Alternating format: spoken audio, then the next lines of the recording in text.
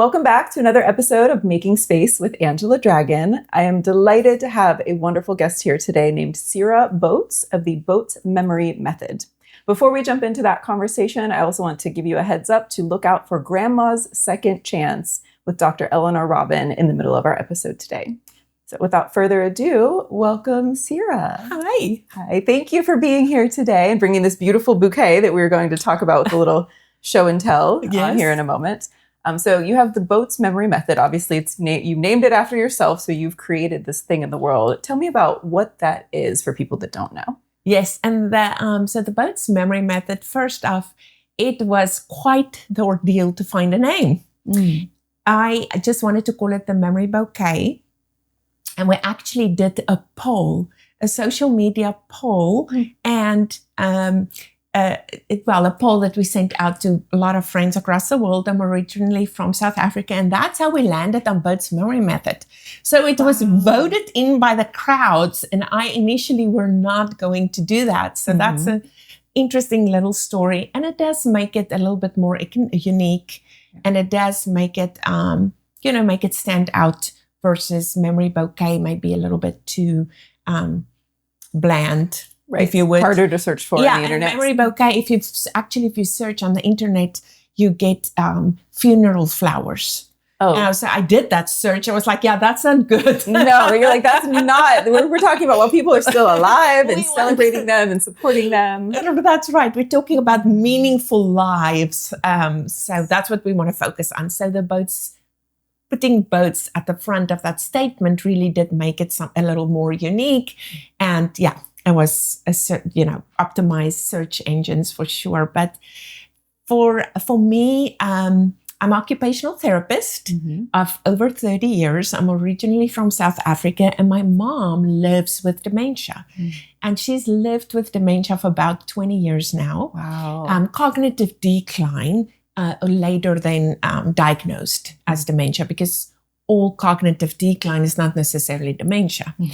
And with that journey, and as occupational therapist working in home health, I just became wholly discontented with the tools that we had as healthcare professionals to try and optimize quality of life now. Yeah.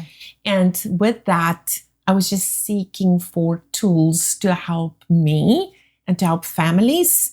I was also as a rehab director, doing a lot of training of other clinicians. And I just didn't feel like I had anything in my toolbox to help anybody else. If I'm struggling, how can I help anybody else to have a better understanding of what somebody's journey is looking like? And what do we need to do to help them maintain that journey well? Yeah. So that is where and how Botes Memory Method was born, is from that. Yeah, beautiful. And it's often, as entrepreneurs in the world, we see a need or we feel frustration with an experience we're having that we know could be better. We're like, okay, what can I do to reduce suffering in my life, in the lives of the people I'm working with, patients, clients, whatever. It's like we see that need and then we create something. Yes, from that. I feel like we have a lot in common there. Sure. That's exactly like you say. As occupational therapist, I'm constantly looking for new ways to improve somebody's life. And it doesn't matter what their challenges are. They may be developmentally delayed individual. They may have psychiatric problems. They may have an orthopedic issue or a neurological issue. It doesn't matter. It doesn't matter what, where they're at in their aging process, from very, very young to very old. All of us can use optimization so we can live a better life. So I feel like that with what you're doing and what we do, there's a lot of overlap. For sure. As far as focusing on that quality of life. And yes, having people have meaning and having them have control as much as possible over what's happening. Yes, right. Live intentionally. Yes. Like, how do we support people in living intentionally, living in alignment with who they are and who they're becoming? Yes. Say that often. Honoring who they are as a person in spite of, in my case, the cognitive decline. And for so many people out there, if you don't understand what's happening, or if it's being presented to you in a very vague wrapping, if you would, then we're either unwilling to step into that situation because we're afraid of what that holds for us, or we're intimidated, or both. And so when you lack knowledge, then I feel like that's immediately that is a canyon that you have to overcome in order to live intentionally and to have a meaningful life. And so I feel with dementia, it's been the elephant in the room in healthcare for so long. And people go and they're so excited to see their neurologist or go for that MRI, go for that blood work, because finally they'll have answers. But then it stops there. They have a diagnosis and there's no real resources or interventions that help them bridge from diagnosis to living meaningfully at home. Right. Because then it's just like, this is what you have. And telling family members, mom, dad, etc. This person has dementia. Okay, good luck. And then they just send them home. And you send them home. And hopefully they refer, you get lots of, I know you have lots of community connections and receive referrals now so that you can bridge that gap. It's interesting because there's been this kind of stigma around dementia in healthcare for so long that there's nothing we can do about it. That for us as dementia professionals and specialists, that part, the advocacy, actually lands very heavy because we have to really step into the perception of healthcare providers, physicians, that think because they don't have anything to offer, that there is nothing to offer. And then once families already feel like they've been told, there's nothing we can do for you, this is just going to progress, then they are so defeated that we step into a situation of defeat where we really want to try and speak hope into that situation. So I feel like that is a big barrier for us. And I think we're chipping away at it with social media and all the new research that's out there that shows us there's so much we can prevent in dementia care, that makes it very hopeful. But things like this, just talking on a podcast with you and like shining some light on, this is not a hopeless situation. You are not stuck. You are not alone. There are answers. There are interventions. There are things that you can do on this journey that's going to elevate your quality of life, that's going to impact your loved one. It's going to help your loved one live the best life they can. Yes. Isn't that what we're here to do? How do we all thrive? Right? Okay, so I would love to jump in then from there. What are some of the things that you recommend either for the person, like we're all aging, right? Whatever, regardless of whether we 20 or 45 or whatever, we're all on a trajectory of getting old. Yes. So, that's what we do well every day. Yes, exactly. No matter what, no matter how many wrinkle creams we put on our faces, we are all aging. And so for people who are aging as well as for caregivers of like aging parents, I think are a lot of the people watching this. So what are your tips? So first off, I want to say, and we read about this in research a lot, dementia starts 20 years before the diagnosis. And we really need to get ahead of the curve because now the statistics says Blue Cross Blue Shield released last year that between 2020 and 2024, they looked at their recipients, beneficiaries, and to see at the different diagnoses that they're dealing with. And for the age group 40 to 50, and those 4 years, dementia diagnosis jumped by 200%. Yikes. It is really, it makes you, it makes the hair rise on my neck. Because that means we're not doing a good enough job of educating our population that we have the power, first of all. I always say, and I'm getting to your question, which is, what can I do now? What's the biggest step? So for me is you get a new day every day. New mercies are given to you every morning. Those are brain cells. Each of us are gifted. And as we get older, we don't get as many brain cells. But it doesn't matter where you are on your aging journey. And it doesn't matter what diagnosis you have, whether it's a brain diagnosis or any other diagnosis. Each of us are gifted brain cells every morning. It's up to us what we do with those brain cells. So that's where prevention comes in. So what can I do even before I have that diagnosis on maintaining and maturing and nurturing these cells? Because if I have more healthy cells than dying cells, I have a healthy brain. Yeah. It doesn't matter if I have a genetic condition, or if I have an inflammatory or autoimmune system condition, or I'm exposed to environmental toxins. There are still things I can do to nurture and support these brain cells.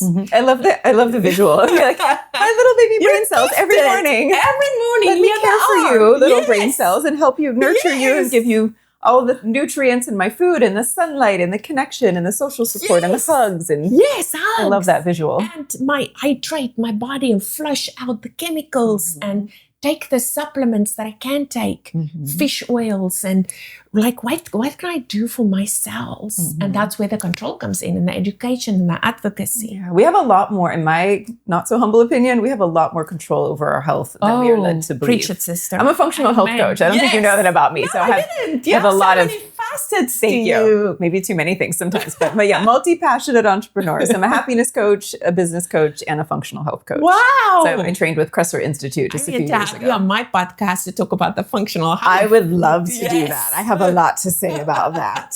We should say a lot about that, because that is where our future is at, is us knowing that we are not dependent on big pharmaceutical companies. We are not dependent. Yes, we need our doctors. We love our doctors. They do great things for us, but they shouldn't be our advocates. Right. We should be our own advocates. Yes. We know our bodies. Yes. And there are things that you can choose. So 30 minutes of exercise every day. It can just be in my chair, working out for Just 5 some minutes. movement. Just get my heart rate up. Yeah, Exactly. just anything. Go for Dancing, a walking quick around. walk, dancing, dance in the kitchen where you're waiting for the rice to cook, right? We just need movement. Bodies need movement. Joints. I used to be a massage therapist too. I've lived many lives here. I'm very grateful. Oh my goodness, I love But it. we learned, like, even just knowing, and I think this is partly like an education thing where it's like sometimes people just don't know. It's like, I know that synovial fluid is built from movement. It's like if my shoulder's hurting, I'll wave my shoulder around while I'm going for a walk, and then my body creates the fluid to make my joint not hurt so much. It's like, as we learn these things, it's like, oh, that's motivation for me to move my body more. I always say, when in doubt, walk. Yeah. When in doubt, move. A walk Movement around the is neighborhood healing. outside can heal so many things. In the world. Sunlight heals. Water heals. Movement heals. Yeah, we're mostly dehydrated. I know, statistically too. Yes, that's the lowest hanging fruit. If you can do something for yourself today, that is drink half your body weight in fluid like ounces. that number of ounces. Yeah.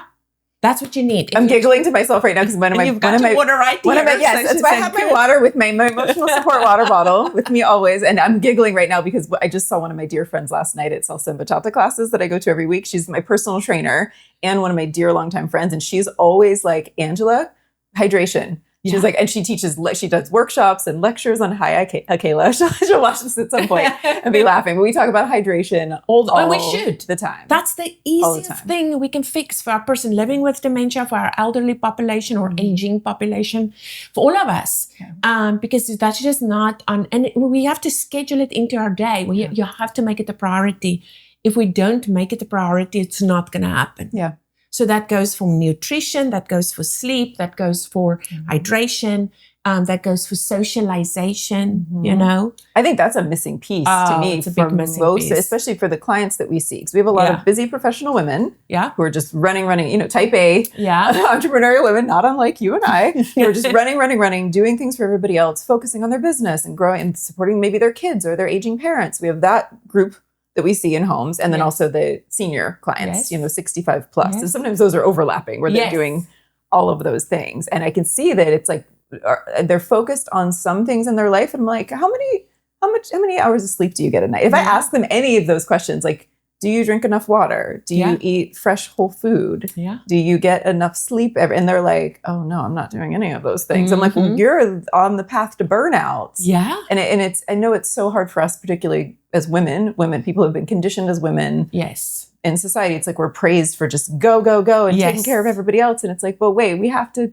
drink water and get sunshine and have pleasure and joy and connection. We need oxytocin. I was just watching a video randomly on Instagram the other day. There was a woman that talks about women's nervous systems and how we have to have oxytocin, the cuddle hormone, way more than male bodies do. Like we require oxytocin, which is like moments like this where we're sitting together, regulating together. This. Yeah, it's just this. Yeah, and like right there, we're both releasing oxytocin. Yes.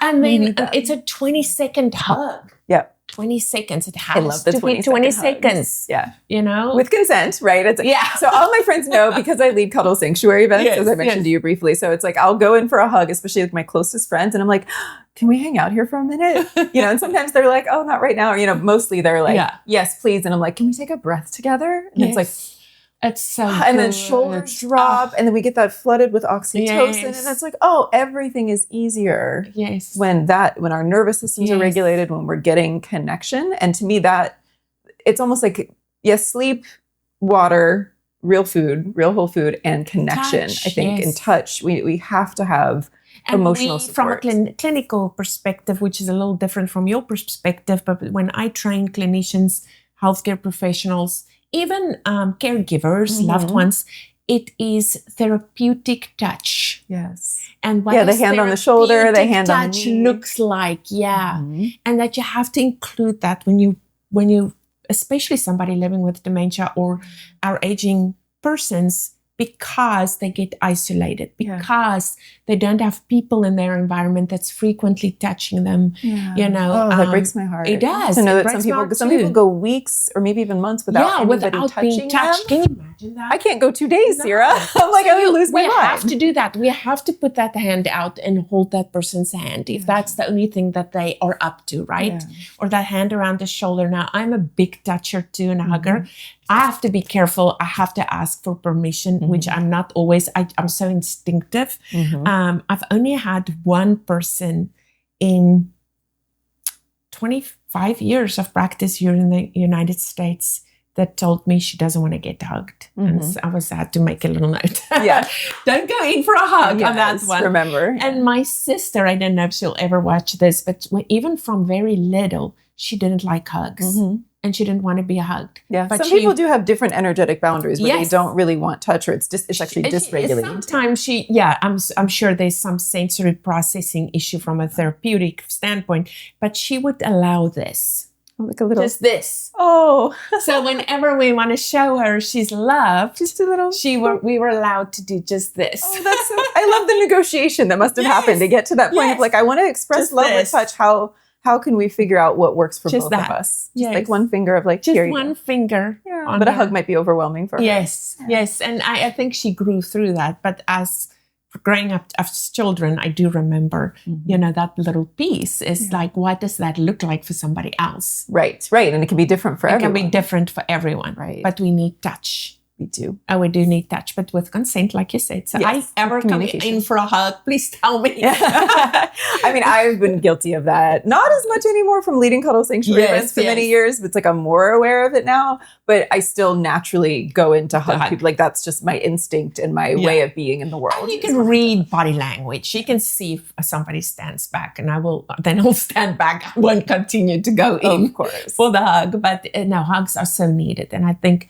Or when I teach classes, I always, go around the room and touch a few people and just say, put your hand on mine. And now, did our relationship change? From me standing up here and just delivering information or a lecture or a teaching of making piece contact to making physical contact. There's a huge change and a shift just from that. And so, that is for our, and I think coming back to what you're saying, as caregivers, as professional women, where we have an agenda when we get up in the morning and we run full speed and we have all these things we want to check. And usually that checklist has to do with other people. Yeah. And how can we give ourselves permission as a caregiver or any person out there that's listening? How do I give myself permission to take care of myself? Yeah. It doesn't have to take away from anything else that you're doing. Mm-hmm. But you have to be intentional in your choices for that day. And you don't have to do everything perfect every day either. I can get a little more in this. Like I have an Oura ring. I track my sleep score every night. Sometimes I can be a little too far in that direction. A little compulsive. Optimizing everything. Yes.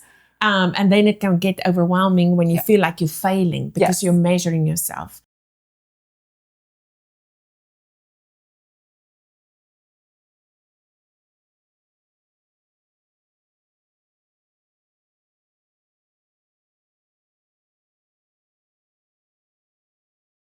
Greetings, Eleanor Robin here, and today I want to talk about coins. I had a ton of coins in my house.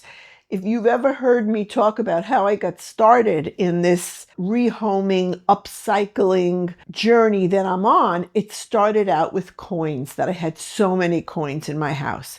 And you may have coins in your house too. And honestly, it's a lot of work to figure out what those coins are and do they have any value. It was more than I really could handle. So I had decided to sell a lot of coins at auction. That's how I ended up becoming an auctioneer, starting an auction business, etc. I'm not going to anticipate that anybody listening to me is going to decide to do that. But if you do, more power to you. And I still do have a few coins that I might give you for your auction. But what I do want to talk about is some other ways to get rid of coins. But before we get rid of them, you're not supposed to clean old coins.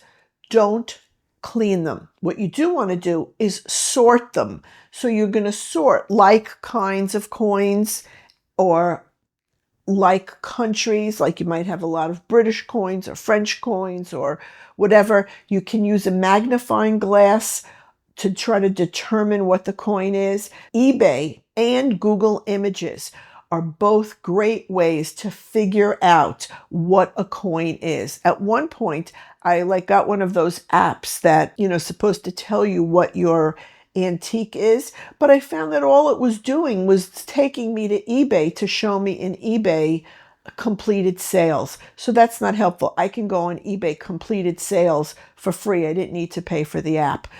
So Google image search or eBay completed sales will help you figure out what your coin is. Once you know what your coin is, you may want to just go to a neighborhood coin dealer and sell it to them. You may want to go to a coin show. There are coin shows, especially if you're in a big city. We don't have a coin show here in a little town, but if you could go to Orlando or whatever big city is near you, and there will be a coin show. You can attend a coin club. And the members of the coin club are generally very, very helpful, and they want to help you figure out what your coins are. Sometimes a member will be interested in buying your coins. So certainly the coins are one definite thing that may be laying around your house that you can monetize. So I wish you good luck with your coins. And if you have questions, feel free. I'm always here available to have any discussion you might want to have. See ya. So there has to be that middle ground balance. where you have to give yourself grace. Mm-hmm. So grace to know that some days I'm not going to achieve everything that I set out to do for this week, but knowing also that you have to keep yourself accountable for taking care of yourselves and your body and your soul and your brain, your mind. Mm-hmm. Because, and I know this is cliche, but if you don't pour into your own cup, then you can't pour into anybody else's cup. But that it is just truth. Yeah. It's just truth. So many of us are on a path to burnout. Yeah. So many of our clients, especially in their homes, it's like they're exhausted and their environment is cluttered and they're just burned out, but they haven't figured out, okay, how do I stop? How do I get off this train to burnout? Yes. Right. So it's like, okay, how do we reset and be like, okay, how do I protect my time Yes. Like for me, I'm like, I'm a diva about my sleep. I'm like, I need my 8 hours of sleep every night. Like I do not call me before, like I don't do anything in the world before 10 a.m. That's why I'm an entrepreneur partially. Thank you. It's rare that gets celebrated in the world because people expect like 8 to 5, 9 to 5. No. That literally never works for me. You function better from 10 to 6. Yeah. That's where you should find your sweet spot. I'm the same way. I always say, if I can just, my optimum time is between 10 and 6. Mm-hmm. I try not to schedule anything really early. Yeah. Because I'm resetting. I am getting in tuned with the world. Yes. I'm like, I don't want to actually see any other humans before 10 a.m. really ever. And it took me years to really realize that and accept that. And actually my Oura ring was really helpful in that because it said you are a late evening chronotype.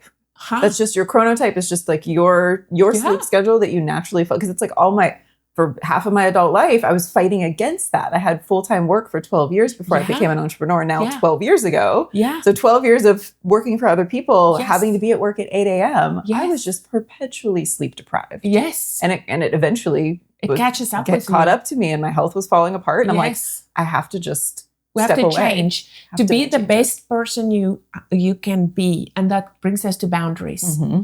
And knowing your boundaries and knowing what it is that you can give and when you can give it. Mm-hmm. And knowing that, and being able to say, no, thank you, or come up with a compromise. Yeah. Because at the end of the day, it's about the quality human you are, not about what time in the morning you started to work. Right. And that's the whole capitalistic patriarchal society tells us we have to work 8 to 5 every day, always on, go, hustle, grind, whatever. And like that does not work. It doesn't work for anyone, especially for female bodies. Mm-hmm. We are not on that daily cycle like society is structured for. No, we're not. That's a whole thing we can talk about. This just sleep and rest and your circadian rhythms. Mm-hmm. Interesting what you're saying about your Oura ring is that Medicare, which always leads healthcare incentives, are coming with a certain program project, demonstration project. It hasn't, I don't think, is released yet. It's active yet, but for certain conditions, they are going to have to track their patients with Oura rings, and then and I'm very sure that they're gonna then backtrack the data to see how can you impact well-being through that data? So it's very interesting that how we actually can, with our smartwatches, with our Oura rings, if we're in tune with it and you're working with a healthcare practitioner that knows the value of functional medicine, functional wellness, how you can actually use that to optimize who you are. Right, to make real changes. And to me, people often ask me, I've had this ring for individualized changes. Right. Yeah. Right. And I've had this ring for probably a year and a half, almost 2 years now. And I've been obsessively talking about it with everybody that has questions. And people will say, well, do you recommend it? And I said, I absolutely do. If you're going to take the data and do something with it. If you're like, especially like a young parent, a young mother, father, et cetera, like maybe that's not the time to know that you are completely sleep deprived for wait 5-6 years. Yes. when it's realistic. Yeah. And that's another thing, that's a good point that you make is seasons. We go through seasons and no season is going to last forever. You're going to have a season as a caregiver. You're going to have a season as somebody living with dementia.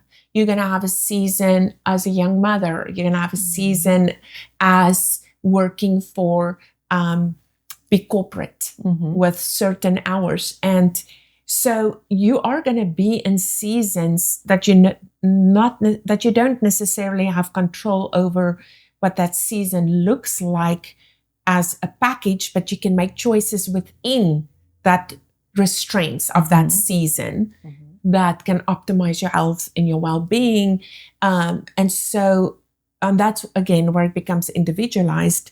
But that brings me to, with dementia, where for me, I wanted to help caregivers and healthcare professionals understand that dementia is not just a blanket and the same for everyone.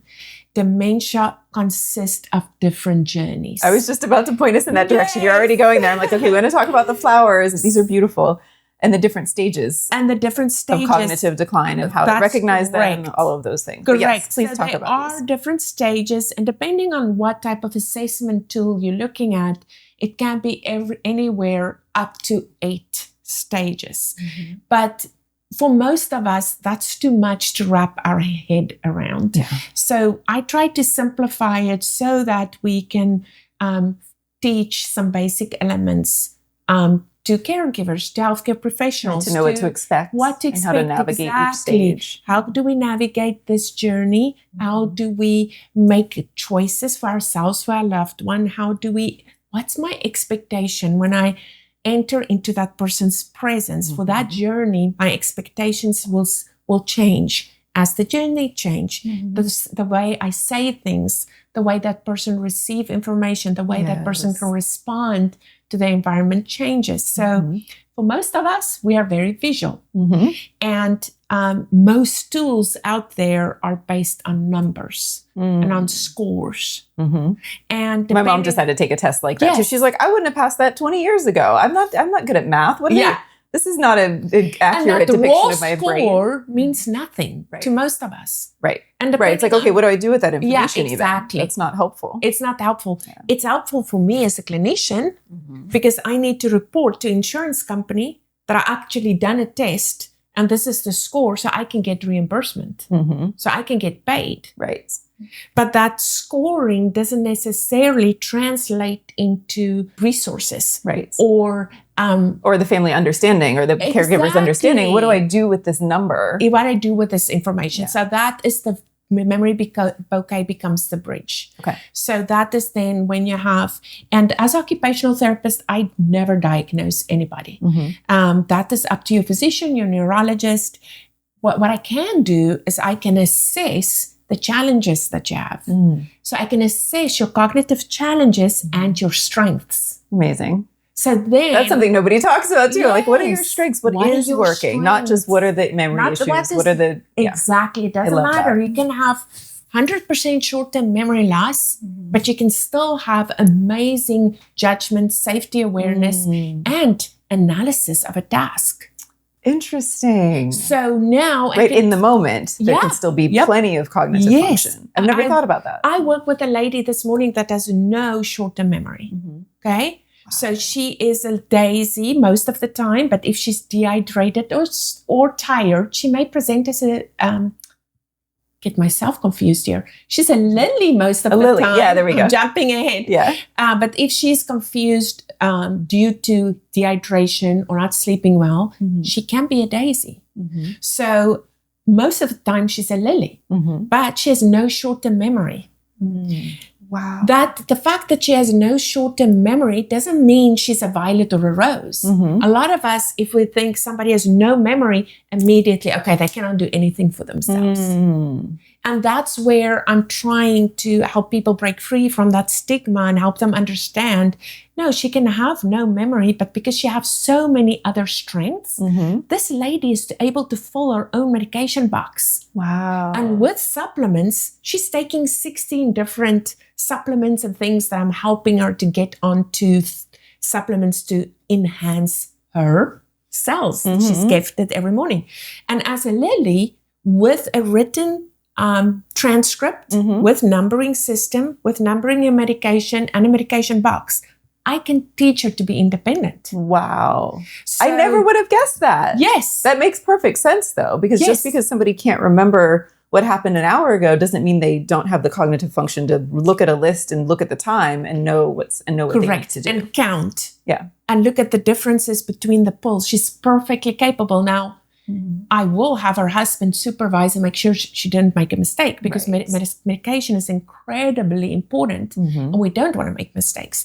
But that doesn't mean I'm taking the task away from her just because she has memory loss. Right. So I'm empowering her. I'm making her feel valuable. I'm making her feel part of her journey. This is meaningful to her because she's doing it herself. Right. Because I've heard a lot of the challenges with people with Alzheimer's, dementia, any type of cognitive decline, even early stages undiagnosed. It's so frustrating to the person when somebody says, "Hey, mom, hey, grandma, you're confused," right? It's like if somebody said that to me, I would be really frustrated, and that's why people act out and have anger and whatever. And it's like, well, how do we work with them to understand their brain and their capacity and make sure that they feel good and empowered to do the things that they are able to do? Exactly. So with this different journeys, we can anticipate somebody's abilities, so we can allow them to be the best they are. And that relieves our burden as caregivers, I'm sure, too, or as adult children of seniors. While inserting the things that needs to be inserted to keep them safe and independent. So now they feel valued, they feel connected, they feel like they have meaning. And because we're anticipating what they may need from us, we are decreasing those difficult, I don't like to say difficult behaviors because we all have difficult behaviors. I have a difficult behavior if my dog doesn't come when I call him, right? Yes. Or if my older dog has an accident in the house. I have a difficult behavior. Yes. We cannot predict other people's behaviors and how they respond to the environment. Right. What we can do is anticipate their needs. So we can meet needs in a certain way. So that they feel safe and so they feel valued and they feel included. Which is better for everyone. Now we are maintaining relationship and we are navigating those difficult interactions because we're already ruling out some of the issues that may occur because somebody's needs are not being met. And that's emotional needs, physical needs, all of the total person. So with that being said, the lily is I was just going to ask you, okay, tell me about these different stages. So the lily is beginning neurocognitive decline. At this point, we can still reverse any of those symptoms because this person doesn't have any brain damage that, unless they have complete memory loss, I cannot reverse that. But I can improve their cognition and their interaction with the environment where they can stay at this point, at this level for a very long time. Amazing. And how do we know if, let's say, a loved one, a parent or et cetera, is at that stage? What are the initial signs that we could be looking for? So I know it's a big question. That's a big question. So we do not want to guess. And I developed the Botes analysis of functional cognition. So all the clinicians that I train are able to assess somebody in real time and then score them. So this is standardized, validated, evidence-based assessment, clinical founded assessment that then allows us to be pretty accurate on your person is a lily, your person is a daisy. Daisy is mild neurocognitive decline. Violet is moderate neurocognitive decline. Your rose is severe neurocognitive decline. And then advanced stage is the bouquet level, where this person needs 100% support. Now, there are ways in which you can, a lily is somebody that can still drive places. They may have some short-term memory loss. They may repeat themselves. They may start forgetting some things that was routine in their life. And now suddenly they forget to go to that hair appointment. They forget to pick up their medicine. Losing track of the day-to-day track of the day-to-day. They may get a little bit more overwhelmed with things that never was a problem for them. But it's a consistent occurrence. It's not just one day or they have the flu and they needed more help that week. That's normal for all of us. This is somebody that consistently shows that they are declining a little bit and they don't quite have a grasp on their day-to-day. They're still functioning, they're still driving, they're still cooking their meals, they're still independent with the bathing and dressing, and you will notice some early memory loss. On the daisy, when you talk to this person, they'll have an informed conversation with you.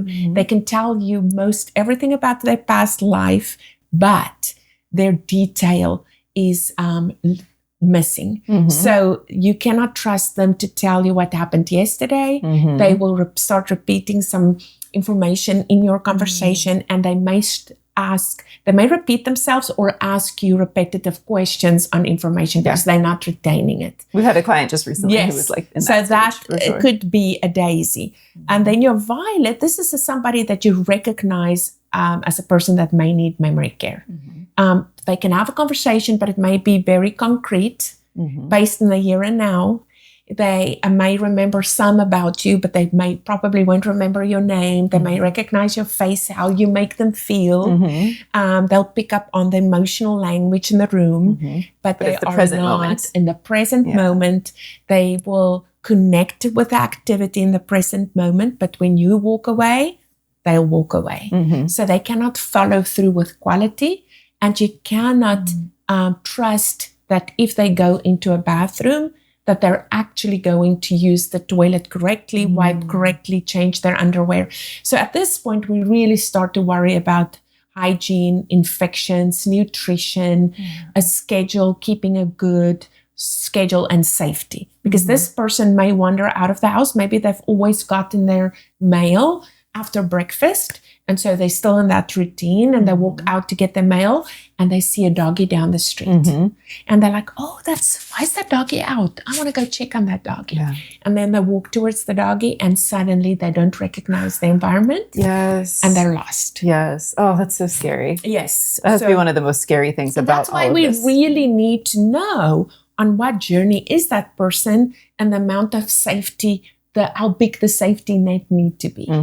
And how much we need to insert to elevate independence. And that's why this is so incredibly important, because you may look at two people, both of us, and one of us may guess that person is a lily, and one may guess that person is a daisy.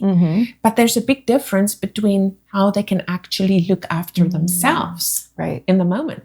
The same with a lily and a violet. You can have somebody that's very articulate and very well, maybe they were a professional, highly educated. And when you have a conversation with them, you may think this person is a daisy, but then they're actually a violet, and there's a big difference, again, between how do we support them and their safety in their environment. And then at the rose level, this person is pretty, it's pretty easy to spot. I call them our wanderers and seekers, because they are unable on their own to connect with a person or with an activity or an object in a way that's meaningful to themselves. So they continue to wander and seek for sensory inputs. And so it's up to the caregiver to really structure this person's day to keep them safe and independent, make sure they get their meals on time, make sure they're actually eating when they are at the meal. So this is a very hands-on stage, but this person can still connect. They can have basic interactions. They can still respond yes and joy. Oh, and that is the biggest thing. It doesn't matter where our person is on their journey. Everybody can experience joy if we are entering into the environment with the correct intent and the correct expectation. Even at the bouquet level, which is our advanced person that may be bedridden, they may not open their eyes, they may not be able to verbally respond, but they can still receive sensory engagement. They still respond to touch and music and sunlight and scents. So till the end I get chills thinking about that. It's like, okay, what if that happens to me, right? And like, what do I want? I want music. I want sunlight. I want fresh flowers to smell. Lavender, softness, softness around me, in my bedding. You're making me realize there's so much more we can do for people as they age, or people with a disability, or people that just have extra needs in the world. There's so much more I think that we can do than what I previously realized. Like to keep quality of life for them and for our relationship with them. Yes, there's so much hope. And that's what we try when I back to the advocacy, is just letting people know there's hope. Because you have a diagnosis or you have challenges, this is not the end of the road. It doesn't have to escalate into a progression, there is some control. It does sound like a death sentence sometimes. Yes, when I think about a lot of these diagnoses of other things too, that it's just like, this is a terminal diagnosis, or this is something that's no longer reversible. It's like the doctors say those words, and then the whole family, like you said, kind of gives up of like, well, what can we actually do? And I'm glad to know that you're out there in the world teaching other clinicians too. Like, there is so much we can do. Yes. And that is the hope. And as we finish up, if we can just leave the audience with that, there's always hope. There's always hope. Amazing, Sira. Thank you. Well, that feels like I could ask you, we could talk for like 3 more hours. I'm sure. I could talk for days. We're both talkers, and you have such a brilliant mind. And I see your heart, right? Like, I felt connected to you from the minute that we met. I was like, who is this woman? I think you probably hugged me, and I probably hugged you immediately. I was like, hi, nice to meet you. Hug at like a business networking event, right? Probably at the luncheon. Yes. So I really appreciate you taking the time to speak about this. I feel I'm like a little teary-eyed in this moment, just thinking about knowing your work in the world, and like you said, just giving people hope. Yes. For the future, and hope for especially the aging generations right now. It's like the baby boomers. Yes. And I think it's just in a couple of years, that generation of 65 plus, they're going to way outnumber 18 and younger. We need to do better to support them. Yes. So that they can live a good life. Yes. The Western culture, we are not great about honoring our elders. And sometimes our elders are really challenging too, and don't know how to communicate with us in a way to receive help. So it's a messy, complicated situation. And I'm grateful to know that there's hope in the world and that you're teaching this work. Well, thank you. So speaking of teaching and things, so tell me about where can people find you? Where I was on your website late last night, just fascinating. There's so much stuff on there. So where can people find you, and what are some of the resources that they can look forward to reading on your website? So we have a YouTube channel, Botes Memory Method, YouTube.